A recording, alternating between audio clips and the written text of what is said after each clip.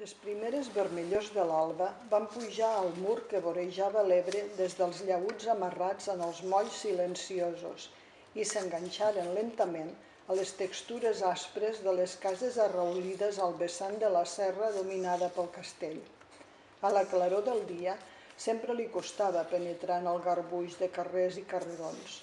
La població havia viscut prop d'un segle entre mines de lignit i la pols del carbó se li havia adherit igual que una pell d'ombra. Als edificis, on les emblanquinades resultaven efímeres, la gent, fins i tot els rius, sempre solcats per vaixells negres i amb les entranyes enfosquides pel carbó perdut en els naufragis, semblaven haver agafat la mateixa pàtina. A la fi, però, com els altres matins, la llum, quan ja se li empal·lidien les primeres rojors, va anar buidant la tenebra. L'antiga, decrèpita, entranyable i sovint maleïda baluerna va eixir, ocre i negra, de la nit.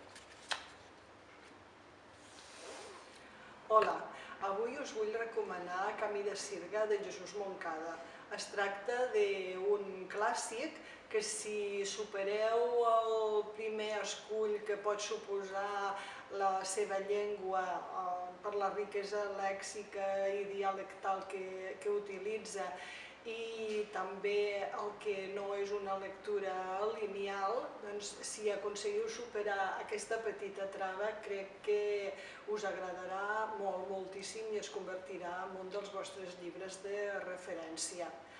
El seu nom, Camí de Sirga, fa referència a aquell camí que envoltava els rius o els canals i que era per on passaven animals i persones que amb una corda tibaven de les embarcacions per portar-les corrent amunt del riu.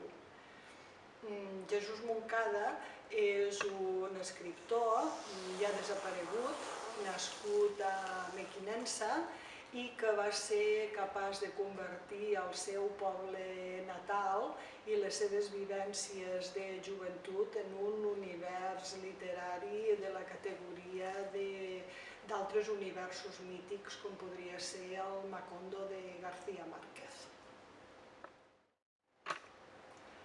Camí de Sirga ens evoca un univers desaparegut, el de la població de Mequinensa, que va viure un moment d'esplendor per l'explotació de les seves mines de lignit i també per l'intens tràfic fluvial a través del riu Ebre.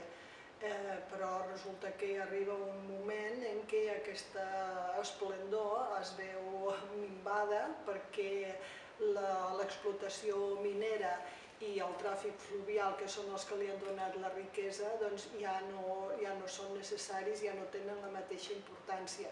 I d'altra banda hi ha la construcció d'un pantà que submergirà sota les seves aigües poblacions properes i provocarà també el trasllat de la població de Mequinensa uns quilòmetres més amunt. Us la recomano perquè, tot i que parla d'un món ja desconegut per nosaltres, ens parla de la nostra història, diguéssim, més recent. Ens parla de les relacions entre els amos i els obrers, la lluita de poders, les lluites sindicals i obreres de començaments de segle i, evidentment, la guerra civil i tots els trastorns que això porta. Però hi ha una altra veu molt més important dintre de la novel·la, la de la població que veu com desapareix i després la del riu Ebre, un riu que malauradament continua lluitant per la seva supervivència.